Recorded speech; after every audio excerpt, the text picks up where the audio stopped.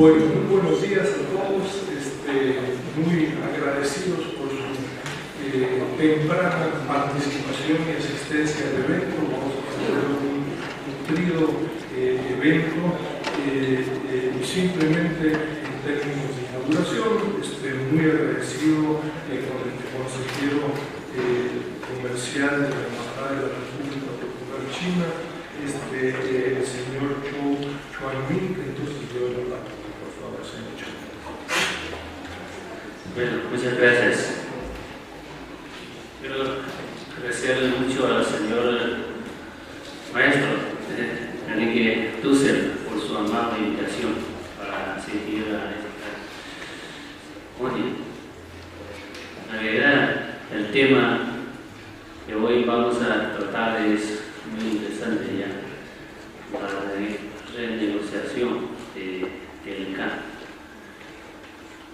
Que debería que nada ver con China ya, pero hoy vamos a sobre este tema y también vamos a hablar sobre China. Entonces es un tema muy atractivo, sí, para mí. Y China y México ahora llevamos una amistad, buena amistad y con una relación muy estrecha, especialmente en el sector de comercio y de cooperación económica. Para el año pasado, el comercio bilateral creció bastante y sobrepasó 80.000 millones de dólares. Claro, esa es la cifra de la parte mexicana. Y la exportación de México creció cerca más o menos 30%. Entonces se trata de un gran futuro para nuestro futuro comercio. Y para este nuevo año, China también está promoviendo una exposición muy importante, que es la Exposición Internacional de Importación de China, que va a recibir los importantes exportadores de todo el mundo. Y México, como cuenta con buena potencialidad de exportar, entonces creo que muchos empresarios de México podrán aprovechar a esta exposición. Esta exposición creo que es la primera que se dedica especialmente a la importación de los productos de otros países. Entonces, México podrá exportar sus productos como del sector agrícola y también del sector de manufactura y también los servicios ya, a China. Entonces, deseo que los empresarios presentes también que vayan a China para participar a esta exposición. Bueno, de todas maneras, muchas gracias por la invitación del señor Dussel y ojalá que tenga una buena discusión sobre este tema. Gracias.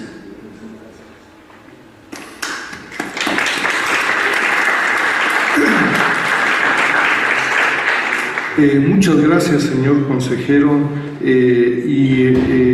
Yo les recuerdo cuáles son los objetivos de este seminario, ¿no? El 14 de febrero de 1972, México y la República Popular China acordaron su mutuo reconocimiento diplomático, es decir, la fecha de realizar el seminario de hoy no es coincidencia, no es solo para festejar el día de San Valentín, ¿no?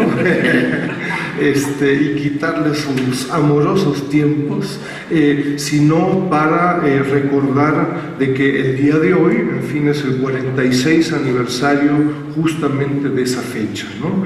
Es también por ello y ante la coyuntura de la renegociación del TLCAN, que nos permitimos organizar este seminario internacional, la renegociación del TLCAN y con signos de pregunta y China, con el objetivo de retomar análisis y aspectos actuales de la renegociación del TLCAN en el primer panel de hoy en la mañana y explícitamente la relevancia de China en el propio TLCAN para México. Estos objetivos, creemos, no se justificarán a lo largo del seminario y no solo tienen que ver con el trabajo que venimos haciendo en el Sechimex y la Red Académica de América Latina y el Caribe, que estamos analizando explícitamente desde hace tiempo. El seminario internacional, entonces, incluirá tanto aspectos de coyuntura, de mediano y largo plazo, así como de las relaciones intra-TLCAN de los países dentro del TLCAN y de cada uno de sus miembros con China. No puedo más que invitarlos a revisar los diversos análisis del Sechimex y de la red sobre estos temas, tanto económicos, políticos, culturales, históricos y de otra índole.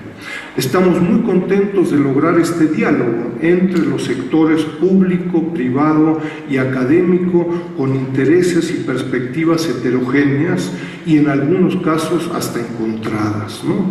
Ojalá y fuera el inicio de un diálogo permanente sobre el TLCAN y China, se vale soñar, dirá alguno, hasta la génesis de un proceso de evaluación pública del TLCAN que no se ha empezado después de 24 años de su existencia.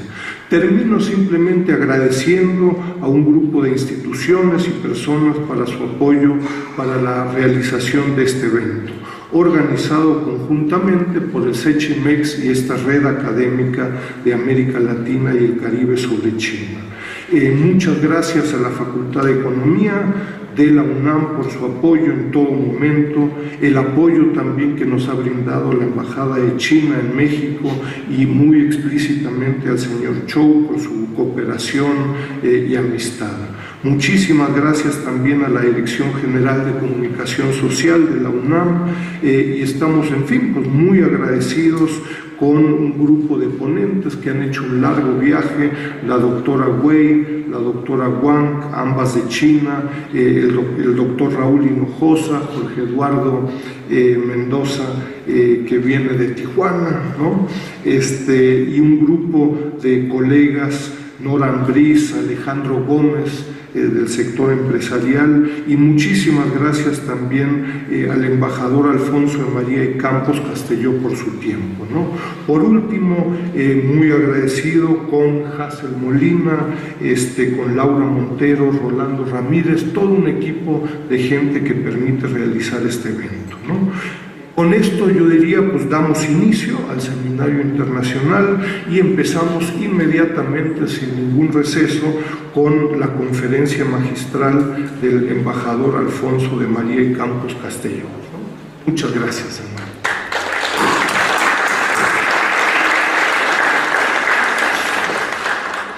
Y yo les recuerdo, en aras de presentarlo, no requiere de gran presentación, pero el embajador estudió Derecho y Ciencias Políticas acá en la UNAM, llevó a cabo estudios de posgrado en la Universidad de Cambridge, en Reino Unido, realizó también actividades docentes diversas en la UNAM y en el ITAM, fue coordinador de la extensión universitaria en la UNAM, y tiene un grupo de otras participaciones en la CONACULTA y en el INA, el Instituto Nacional de Antropología e Historia, ¿no?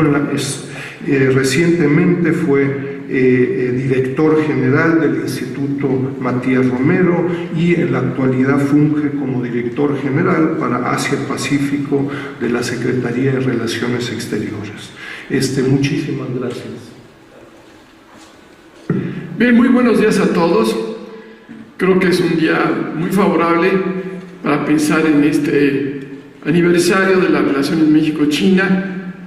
Y por eso agradezco a la Facultad de Economía, a su director, a nuestro muy querido amigo, el doctor Enrique Dussel Peters, quien realmente es un gran apasionado del tema de China y ha llevado a Chichimex, a este estado de vanguardia muy grande en los temas relacionados con China, y desde luego a mi amigo y colega de trabajo en muchas tareas, Xu Chuanmin, consejero económico comercial de la República Popular de China, que está aquí con nosotros, y como dijo Enrique, pues a todos los que están aquí presentes.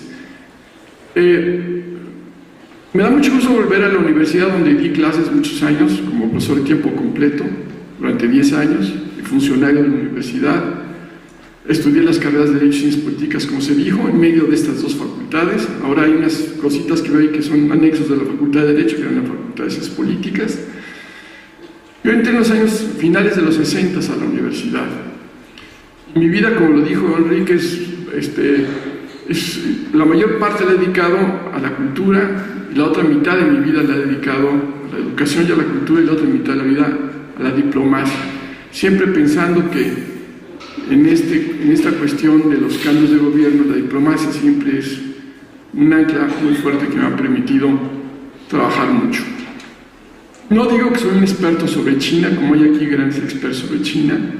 Llevo 2 años al frente del cargo de la Dirección para Asia-Pacífico, que es una dirección que se encarga de todo lo que es la parte del Pacífico asiático. No es de Asia, sino prácticamente de todos los países que tienen como cuenca al Pacífico, incluyendo India y el subcontinente indio, que está más bien en el Océano Índico, pero de cualquier forma también está incluido en este aspecto.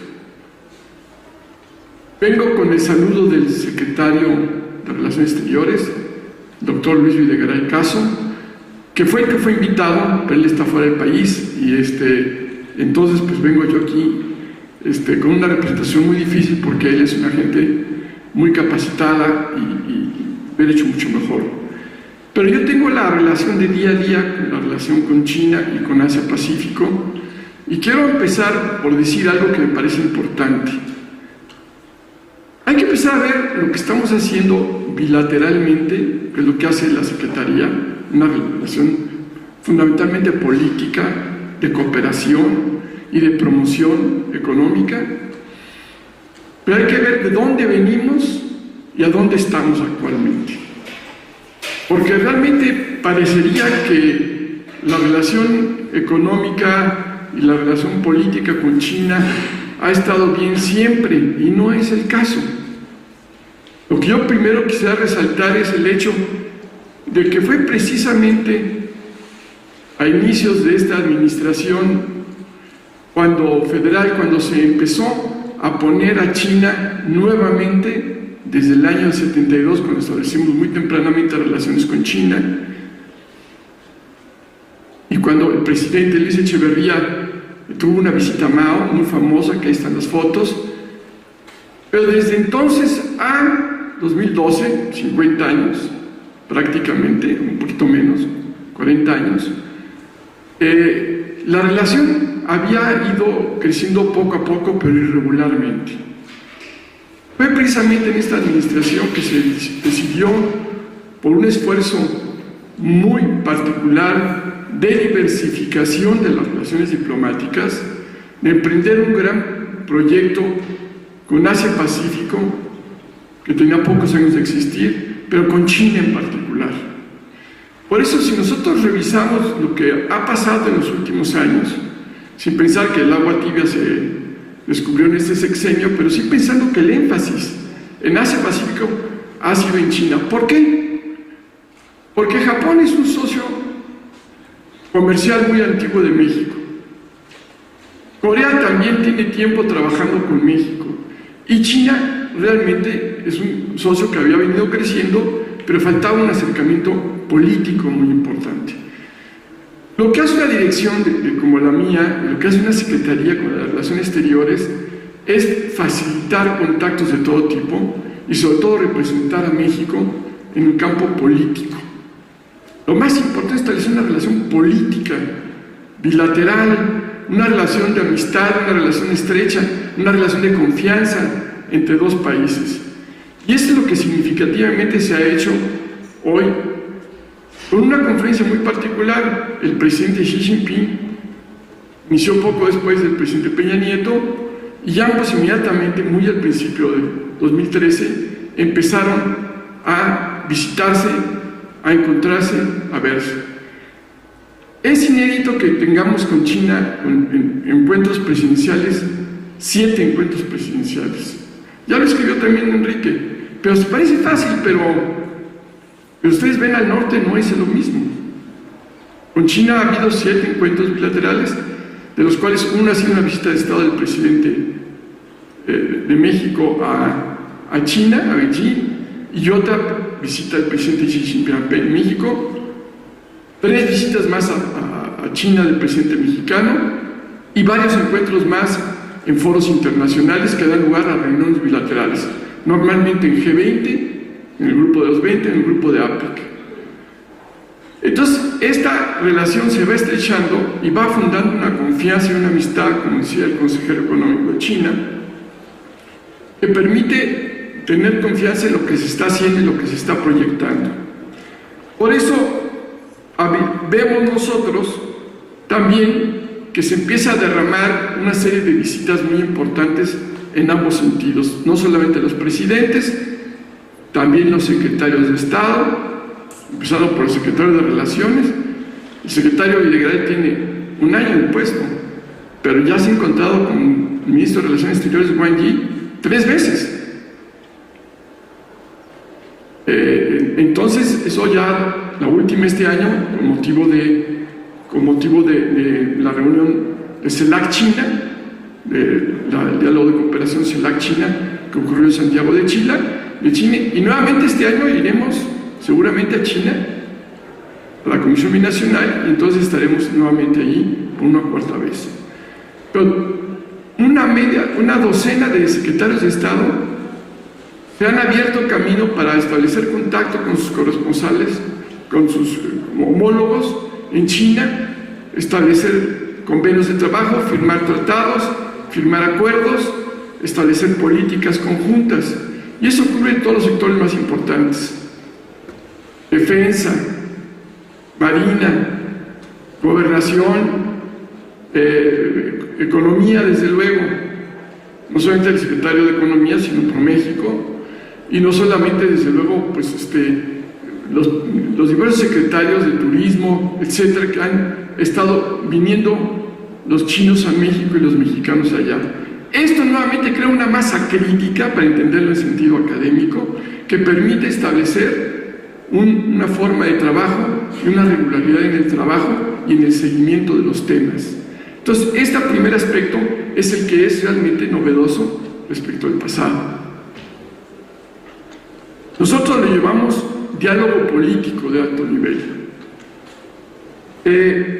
Por otro lado, yo quisiera destacar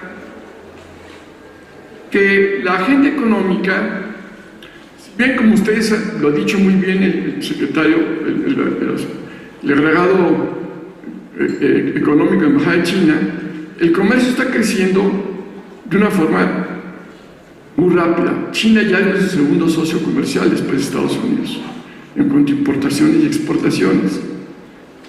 Desde luego hay una balanza desfavorable, pero eso también se relaciona con el carácter de la economía de México, que es una economía fundamentalmente hoy en día manufacturera, en diversos ramos manufacturera, y que requiere de insumos para la producción, como también lo decía el consejero económico. Un 70-80% de las importaciones que vienen de China son a su vez insumos para las exportaciones mexicanas en sus diferentes acuerdos comerciales internacionales. Le hace Estados Unidos, le hace otros países, le hace China misma. Es decir, cuando un país es totalmente manufacturero, y además esta no es la excepción frente a Asia-Pacífico. Con todos los países de Asia-Pacífico, México tiene un déficit económico, que no es que sea bueno,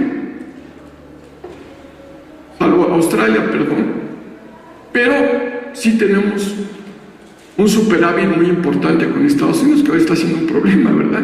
Pero tenemos un superávit igual. Hay que pensar que, por ejemplo, si China y México tiene un comercio de 80,000 millones de dólares, es lo equivalente que tenemos entre restos de países de Asia-Pacífico, casi, exactamente, y México, porque hay que pensar que también tenemos un comercio muy grande con Japón, Corea en ese orden, que son nuestro segundo y tercer socio comercial en la región, pero también lo tenemos con países como una parte de China, pero que opera como economía diferente, que es Taiwán, pero lo tenemos también con economías como Malasia, como Tailandia, que tenemos un gran comercio superior al que podemos tener con países como España o el que podemos tener con países como medios o mayores de Europa.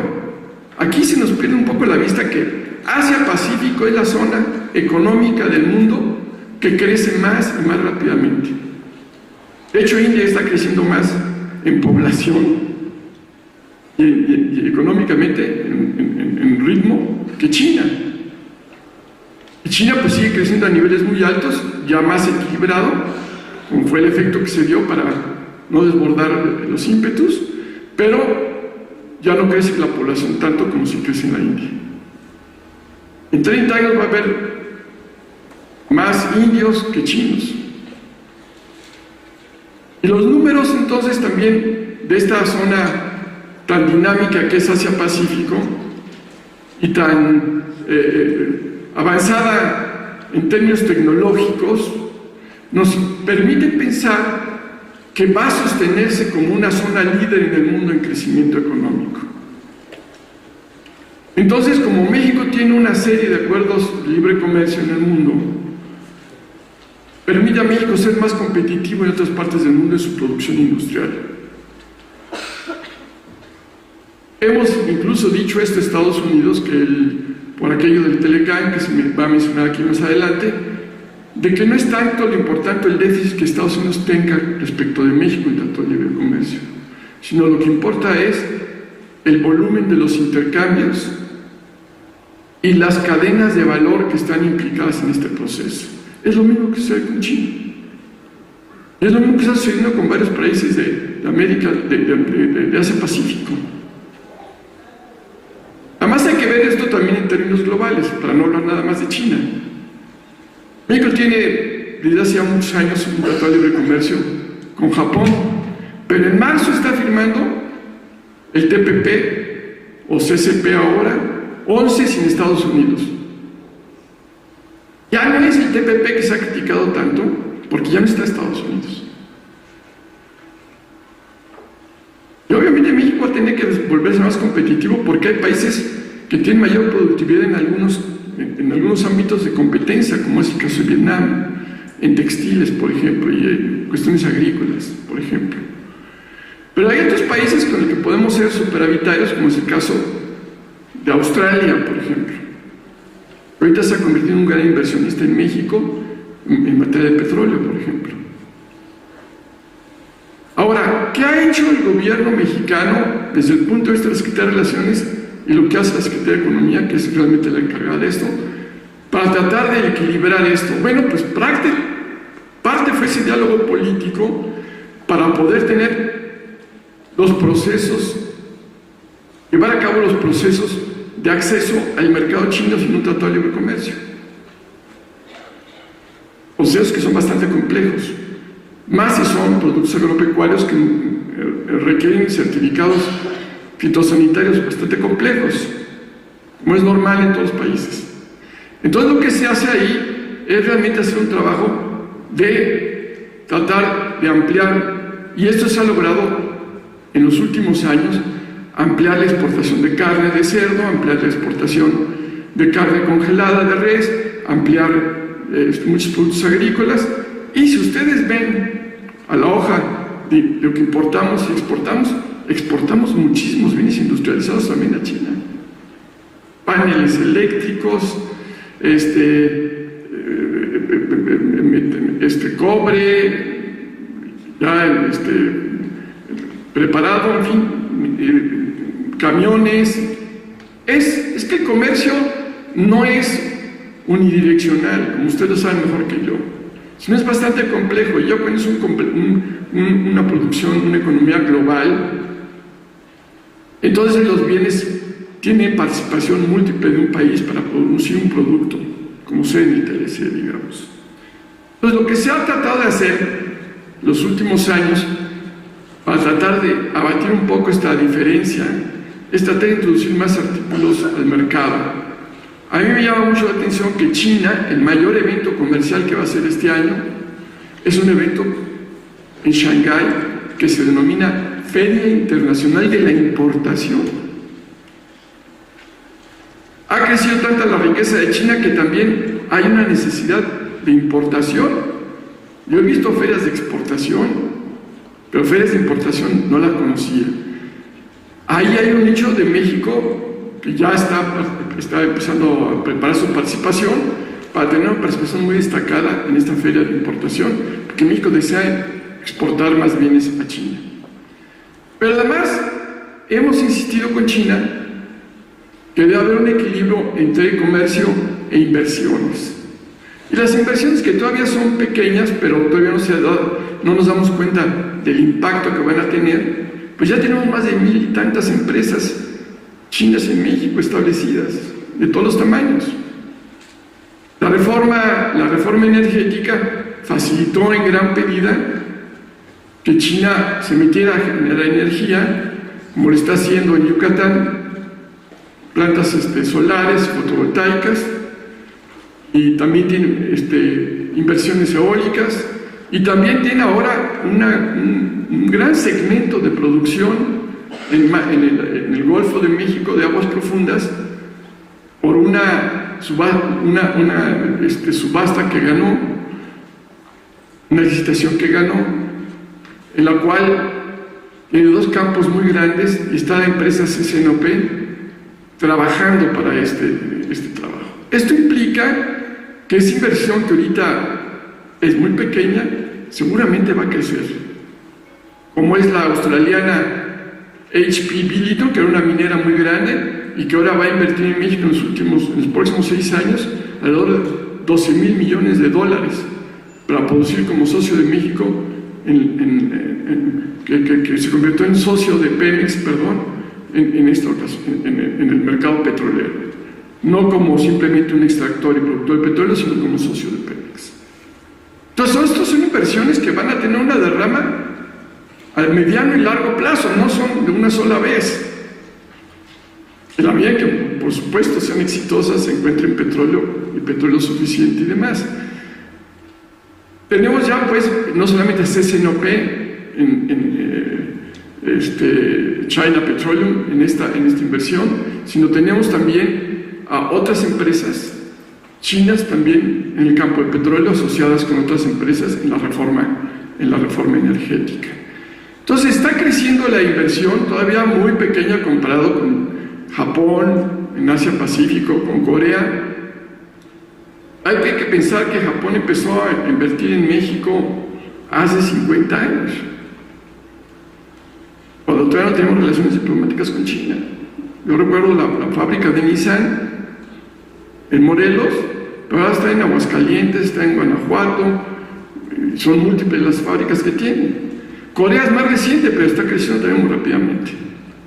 China seguramente va a seguir haciendo una inversión muy importante porque les interesa y porque es redituable y porque a México le interesa esa inversión que genera empleos,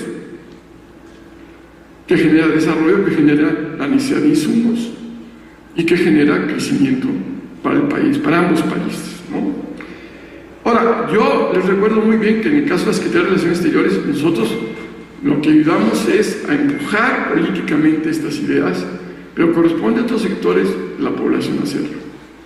Hay otro ramo económico que no debe quedar soslayado y que no existía hace 6 años. Prácticamente hace 6 años no había conectividad con China, conectividad aérea.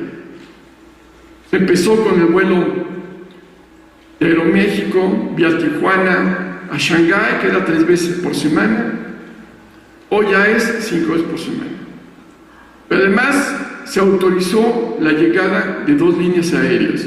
Una que ya tiene un año casi, es desde Cantón, o sea, Guangdong, Cantón, que es China Southern, que viene por la parte norte desde el sur de China hacia Vancouver y de Vancouver a México, que es un vuelo que ya existe, y el mes que entra va a empezar a operar un vuelo de la línea Hainan Airlines de Beijing a México vía Las Vegas.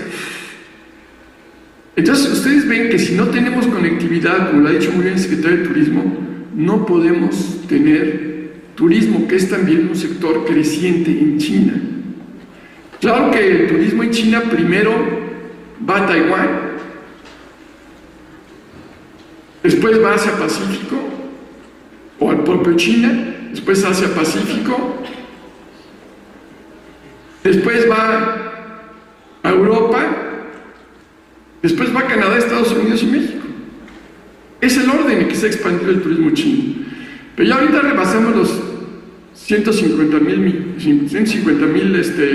turistas chinos que vienen, que además México ha facilitado mucho la entrada de los chinos a través de varios procedimientos. Uno, no solamente que reciban una visa por parte del gobierno mexicano, sino se les ha dado la posibilidad de que tengan una visa de la Unión Europea, una visa Genshin, o que lleguen con una visa japonesa, o que lleguen con una visa norteamericana, o que lleguen con una visa canadiense. Como ven, estos vuelos de Canadá o Estados Unidos facilitan porque llegan a México ya como vuelos nacionales. Entonces esto realmente se facilita mucho la llegada de turismo y de inversión, y de gente que viene a cuestiones de inversión o de migración por estas vías. Entonces ya la afluencia ya empieza a llegar en números importantes, y esto también va a significar un factor económico para el gran crecimiento turístico que ha tenido México en los últimos años, que es realmente muy impresionante, y que necesita también de hacerse de otros mercados de la población para llegar acá. Y yo quisiera también aquí agregar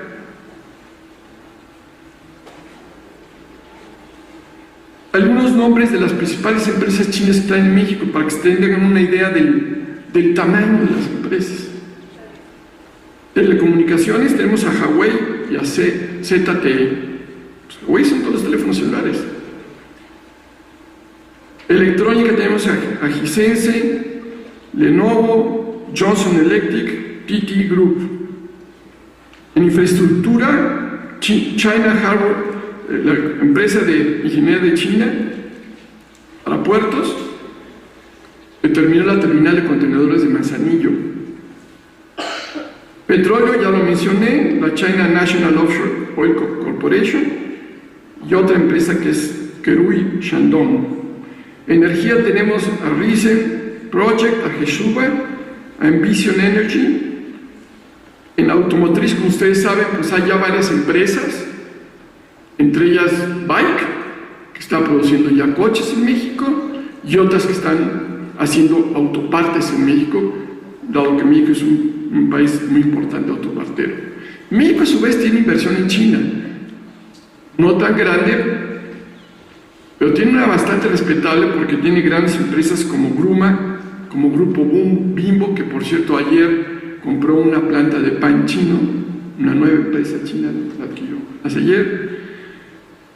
Grupo Alfa, a través de Nemak, que es una planta manufacturera de componentes automotrices en Nanjing. O sea, nosotros vamos a hacer coches, a hacer partes de coches a Nanjing, por esta cuestión del mercado. Grupo Kuo, que es una alianza estratégica con la empresa Jiangsu. Softec, tecnologías de la información. Uno pensaría que no hay empresas mexicanas en estos ramos, los hay. Metalsa cuenta con plantas de estructura metálica para vehículos, otra vez autopartes, pero en la parte de metal. En Shanghái, 3 plantas, una en Shanghái, otra en Shenyang y otra en Beijing. Quiero destacar la participación de Aeroméxico, porque realmente Aeroméxico ha sido el creador el pionero en este mercado de abrir la conectividad entre México y China. Aparte de muchas otras empresas que no voy a mencionar aquí porque no tiene el caso. Dicho esto, resumo la primera parte de lo que estoy platicando. México en estos años ha establecido un diálogo político muy intenso a todos los niveles. Me faltó mencionar que no de paseo, pero más de 20 gobernadores han ido ahora a China con misiones económicas muy grandes. Esto no era común. Era más común verlos en Japón, en Corea, ahora están en China. Otro dato importante en este diálogo político, no solamente mencionar al diálogo militar, sino debo mencionar el diálogo parlamentario al más alto nivel. El presidente de la Asamblea de China visitó México y el presidente del Senado y el presidente de la Cámara de Diputados visitaron China también. Los mexicanos estaban en China y obviamente el presidente de la Asamblea vino a China. Todo esto implica hablar a muy diversos niveles, a muy diferentes niveles. Crear esta confianza y sentar las bases para un diálogo importante. En segundo término, ya no es nada más la Secretaría de Relaciones Exteriores, son empresarios, son gobernadores, son turistas mexicanos, son gente que va a trabajar, que conozco bastante, gente que tiene pequeñas empresas, como también aquí hay gente china que tiene pequeñas empresas en México, muy pequeñas. Entonces esto está creciendo de manera importante. Obviamente podría crecer más, pero esto pues se tiene que dar de una manera evolutiva. Por otro lado, debo mencionar el gran nivel de cooperación que hay entre México y China, que es otro aspecto que lleva la Secretaría. Además del diálogo político, la Secretaría lleva directamente o indirectamente el diálogo de cooperación. El diálogo sí, pero las actividades de cooperación educativas y culturales. Ya es el segundo encuentro de rectores, apenas va el primero en Japón. El segundo encuentro fue el año pasado, ya es el segundo encuentro de rectores. Está generando también posibilidades para los estudiantes, para la investigación, para el flujo de ideas para la academia, y esto es algo que también va a ayudar muchísimo a este entendimiento entre México y China. Finalmente, un aspecto que ustedes no ven mucho, pero yo debo mencionarlo, es otro aspecto que lleva la Secretaría de Relaciones Exteriores, que es el trabajo conjunto con China desde el punto de vista multilateral y regional. Con China hemos avanzado muchísimo en coincidencias en el diálogo multilateral.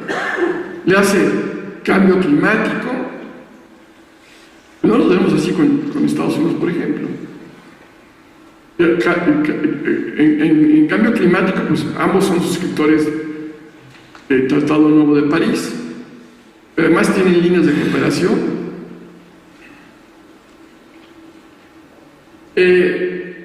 En la persecución de delitos contra especies en extinción, esto es muy importante porque hay un delito muy grave que era el tráfico de especies restringidas, como pasaba con la totuaba, pescado del Golfo de Cortés, y hay una gran cooperación entre México y China en esto, diálogo que se platicó entre los dos presidentes y que ya tuvo los primeros resultados y que además tiene un convenio entre Estados Unidos, México y China para prevenir esto.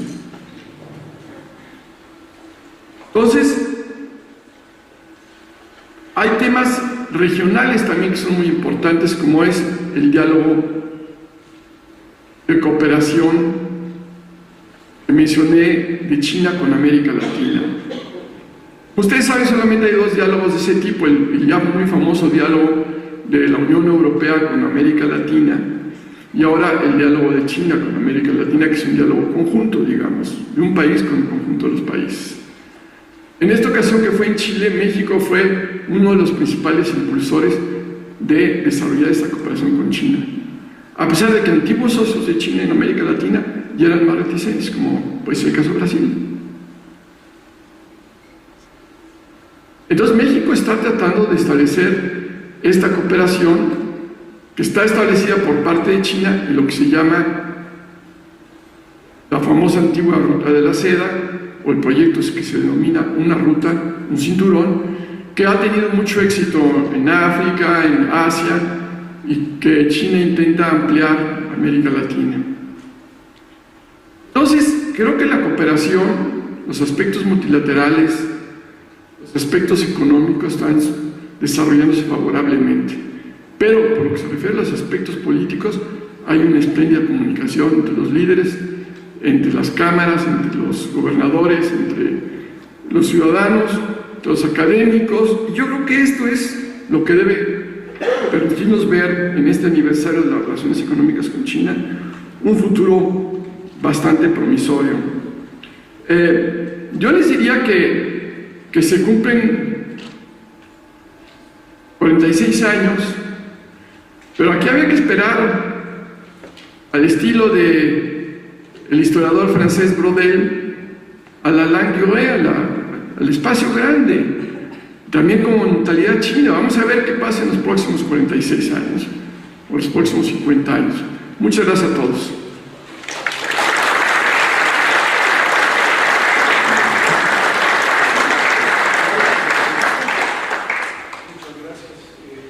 Muchas gracias, embajador, y tenemos un excelente tiempo entonces para hacer, yo diría, por lo menos tal vez una segunda rueda de preguntas de 2, 3 personas. Los que quisieran hacer preguntas, por favor, que sean breves, que sean preguntas, dan su nombre y su adscripción institucional. Entonces, allá hay 1, 2 y allá hay 3. Sí, por favor. Alfredo Pacheco, de la empresa Safranet. Embajador, finalmente se va a llevar a cabo el TPP, ya va a cambiar un poco de nombre por la salida de Estados Unidos. Esa es una gran oportunidad para México, desde luego, para diversificar mercados. ¿Qué tan cerca está ya la firma y las posibilidades de que realmente México participe fuertemente en estos mercados? No, ya se firma en marzo y entra en operación después de que sea ratificado por los senados. Es decir, la primera semana de marzo se firma en Santiago de Chile, ya hay un acuerdo de todos los secretarios de Economía. Como es un tratado, lo que implica es que sea ratificado por los senados de los 11 países restantes y que que además hay un grupo muy fuerte que son algunos miembros de lo que es ANSEA, no todos, pero algunos miembros muy importantes de lo que es ANSEA, sobre todo lo que se refiere a Vietnam, Malasia. Pero yo creo que esto va a significar un reto, también es un reto, porque no es simplemente un beneficio, es un reto para diversificar. México lo ve como una diversificación de su natural y muy concentrado comercio con América del Norte. Sí, esto es una realidad. Fue siempre más fácil hacer comercio hacia el norte, un país rico, y ahora lo que necesitamos es buscar mercados también diversificados en otras latitudes, en donde hay países muy diversos.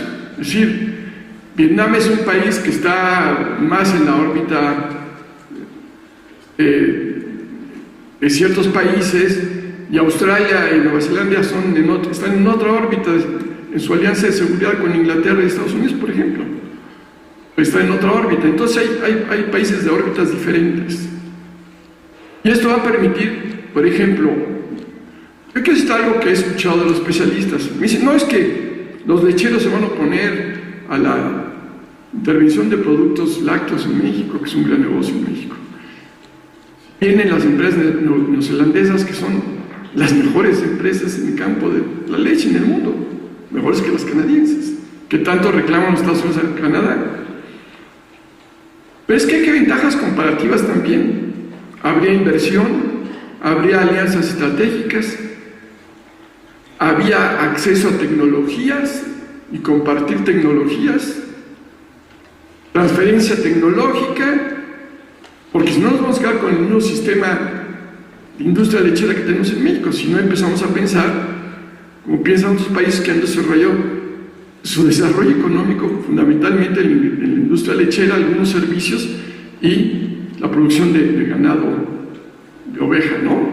De pezuña. Entonces yo creo que justamente lo que tiene esto a largo plazo de sentido es también aprender, tener nuevas inversiones, aprender y adoptar tecnologías diferentes, y tener pues un avance en ese sentido. Por ejemplo, yo pienso en Australia, que como les decía, México tiene un comercio superavitario con Australia. Pero Australia ya está invirtiendo, insisto, de una manera muy decidida en México. Somos el principal socio comercial en América Latina de Australia. Ellos son muy activos en la infraestructura, minería, pero minería petrolera hoy en día, como ya lo mencioné, y obviamente también tienen ventajas comparativas en carne, pero su mercado está ligado a China básicamente. Su gran mercado es China y Asia. No es que vengan a vender carne a México, pues sería bastante complicado. Podría ser algunas especies, pero bastante complicado. El ganado de res que México tiene, y que hay en México, y que hay en Estados Unidos, y hay en Guatemala. Pero es un país que vende muchos servicios de última generación también, que produce artículos médicos, que México produce y exporta mucho también. Hay una empresa australiana que lo hace aquí. Entonces Australia se ha convertido en un inversionista importante en México. Carreteras, está administrando y llevando a cabo concesiones en carreteras en México. Y yo creo que esto va a significar pues un impulso muy importante. Pero también también Australia es un país muy importante en la educación. Ya hay 2.500 estudiantes en Australia. Y México debería pensar más en Australia, aunque esté lejos, para algunos intercambios académicos fuertes y aumentar este número de intercambios. ¿Por qué es en inglés?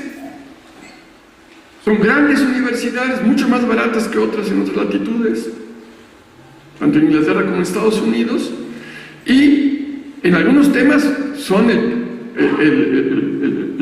lo mejor de la ciencia. Toda Asia se prepara, o en Rusia se puede aprender ruso, y en China se puede aprender chino, o se prepara en Australia. Todas las grandes ejecutivos van a Australia a sus másters. Australia es la sede de eso. Pero si vamos estudiantes mexicanos también, por los intercambios que podemos tener, por el número de estudiantes que pueden ir a estudiar másters, doctorados, posgrados, entonces podemos tener un intercambio muy grande. Por ejemplo, con Australia estamos trabajando un proyecto y con Nueva Zelanda de vacaciones en el trabajo. Es decir, permitir que australianos vengan a México a conocer México en vacaciones y a trabajar en empleos menores, y que también los mexicanos lo hagan, que es un modelo francés, por cierto.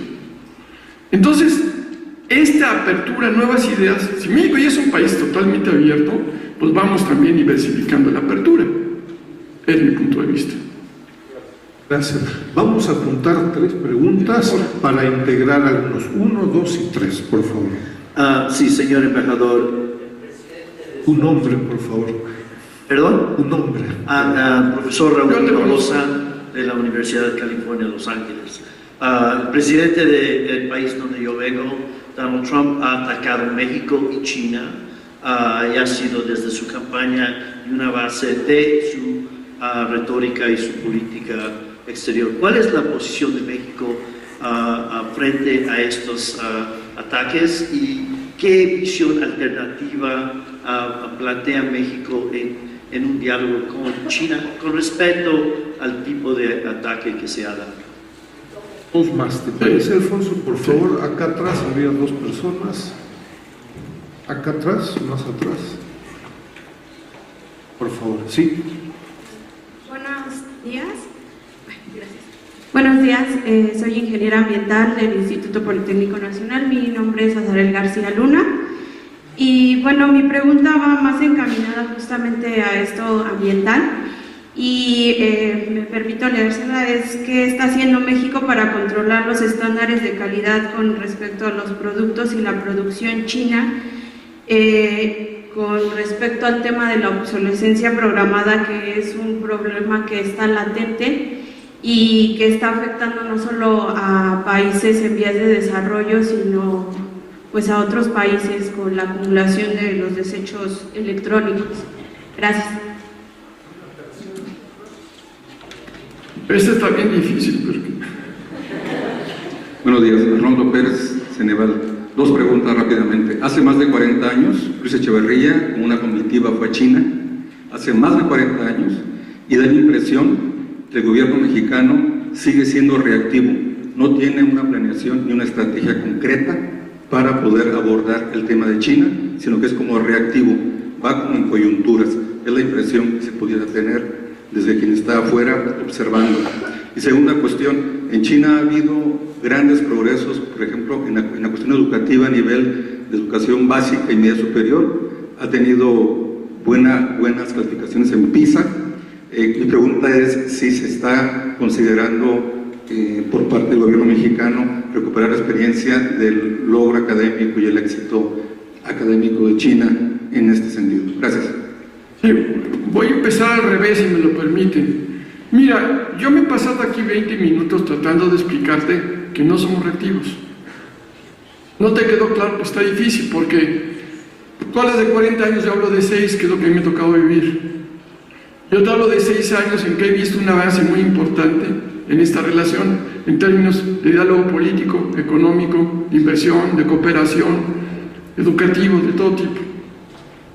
Ahora, yo creo que parte de la respuesta a tu pregunta en materia educativa tiene que ver, en primer lugar, junto con el tema que vamos a ver después de los desechos y del problema de la obsolescencia, en que México lo que persigue es competitividad en este campo.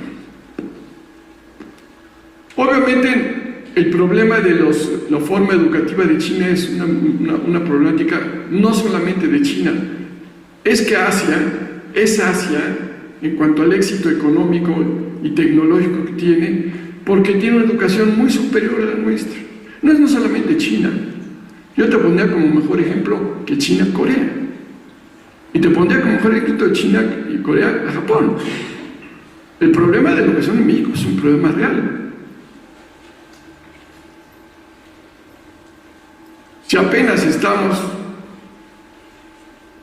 intentando hacer exámenes a los maestros y dar capacitación a los maestros de forma obligatoria, y se logren un 75-78% apenas, pues yo creo que el camino, ayer me lo preguntaban también en la plática que di justamente en el Centro de Estudios Navales, el CESNAV, una plática sobre todo Asia-Pacífico, le digo, el problema en México es la educación. Ustedes son privilegiados, los que son aquí estudiantes sobre todo, pero aún así son estudiantes que no han tenido la preparación. Yo fui a estudiar después en Inglaterra, etcétera, en fin, y sin embargo me siento que no tengo una preparación adecuada. Porque en primer lugar la educación en Asia es una educación para el trabajo. Ojo, fundamentalmente es una educación para el trabajo. Y se va descartando por el trabajo y las capacidades intelectuales y habilidades. El que no termina de terminar secundaria, pues a lo mejor es obrero o vendedor en las calles. Pero es muy competitiva y muy meritocrática, y eso en base a ese trabajo que tiene. Sí, no tiene nada que hacer Estados Unidos y México frente a la educación en Asia. Debido a China, por supuesto. Una educación, vamos a hablar del número de estudiantes de las mejores universidades norteamericanas que han estudiado en China por año. Alrededor de 100,000 estudiantes chinos por año en posgrados. Se ha hecho sistemáticamente por muchos años.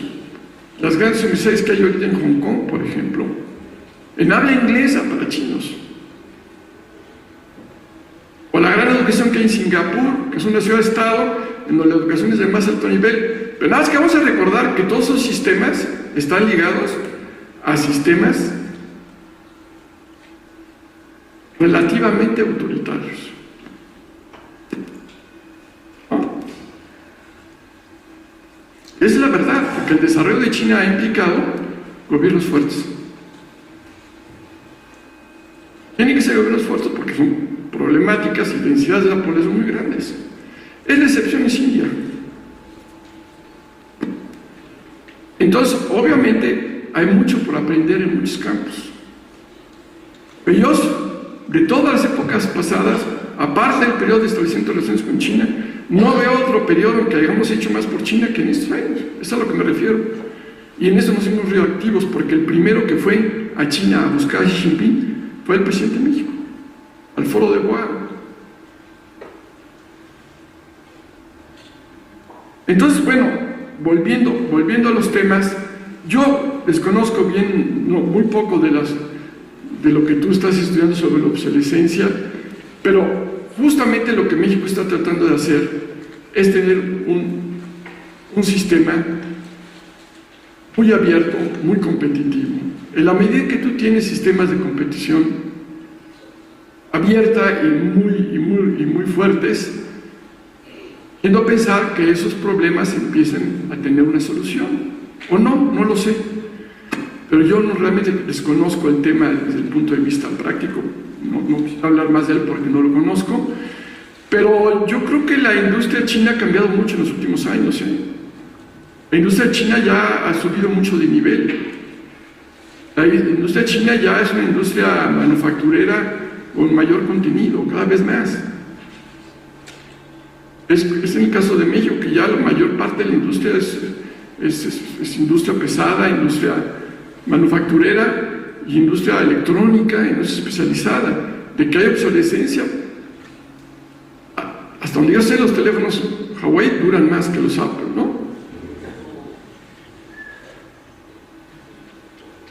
Los televisores pues son casi todos coreanos, hechos en México, pero coreanos. Por último, la pregunta que me haces, colega de Estados Unidos, yo creo que México tiene necesariamente la obligación de tratar de solucionar el Tratado de Comercio, porque representa actualmente cadenas de valor muy importantes. Los tiene que negociar el Tratado de Comercio, si es que se puede negociar en términos ventajosos, sirva para México, para Estados Unidos. Hoy leía justamente en el periódico El Financiero el representante comercial de Estados Unidos y el negociador comercial, la autoridad comercial de Estados Unidos, Larry Ellison, decía que México está más cerca del TLC que Canadá. Entonces, bueno, yo no sé si se va a poder terminar de negociar el Tratado de Comercio, pero justamente se firme o no, lo importante para México es el TPP o CCP ahora, 11, es el nuevo acuerdo de libre comercio con Europa última generación, que está terminándose de negociar y estará listo en pocos meses, igual que el TPP. Después del TPP, pero falta como dije, la ratificación. Y finalmente, ustedes saben que México está en la Alianza del Pacífico. La Alianza del Pacífico es un experimento, ya no un experimento, ya es un proceso de integración de 4 países que ha tenido un éxito muy grande. Perú, Colombia, Chile y México tienen esta Alianza del Pacífico que ya ha desgravado el 95% de sus productos, pero que además no tiene barreras de movilidad turística, de inversionistas, no hay visas entre los países ya. Se está consolidando una bolsa de valores común para la región de la Alianza del Pacífico. Además, la Alianza del Pacífico está generando un interés muy grande por muchos otros países de América Latina. Mientras esto sucede, México está terminando de renegociar, por el caso de que no se pudiera terminar de Estados Unidos, o por si además tuvieran un mercado más abierto, de renegociar sus acuerdos económicos con Brasil y Argentina para poder importar también grano y no solamente depender de Estados Unidos. Hecho, una necesidad. Tiene otro costo, es más costoso, pero es una posibilidad. Si tú necesitas maíz, pues es una de las formas de adquirirlo, ¿no? También. En países que tienen un gran superávit como Estados Unidos o Argentina, ¿no? Entonces, esos dos acuerdos también vienen a complementar. Y además, en la Alianza del Pacífico independientemente del TPP, ya hay 4 países más que se quieren meter, que no son de la región y que ya están en proceso de ser negociados los tratados de libre comercio para convertirse en lo que llamamos Estado asociado de la Alianza del Pacífico. Australia, Nueva Zelanda, Singapur y Canadá. Todos ya están en el TPP, pero también los tenemos en acuerdo de libre comercio con Estados asociados de la Alianza del Pacífico. La Alianza del Pacífico inició en su sexenio anterior, pero su expansión la ha tenido en esto. Y realmente son alternativas muy importantes al comercio en América Latina. Ya hay muchos países interesados en esto. Las normas internas de algunos países como Australia o Brasil todavía no se los permiten porque se habían conformado otra organización diferente, otro grupo diferente. Pero eventualmente algunos países de América Latina y otros países pensarán en la posibilidad, su economía los permite, de unirse también a la Alianza del Pacífico como un medio para tener relaciones abiertas económicas y de migración con México. Yo creo que es un aspecto muy importante, porque no debemos olvidar que somos fundamentalmente latinoamericanos también, ¿no? Bueno, eso sería, no sé si hay otras preguntas, por favor. Mira, hay otras preguntas, pero no tenemos que abordarlas todas. Yo diría, en aras del tiempo, tenemos previsto un receso de 15 minutos. A las 10 de la mañana continuamos con el primer panel, donde vamos a profundizar, abordar muchos otros temas. Perdón, sé que hay varias personas por ahí. En lo privado, si Alfonso se deja. En el receso puedo responder lo que quieran. Y muy agradecido con el señor consejero económico comercial Cho y particularmente con Alfonso. Gracias.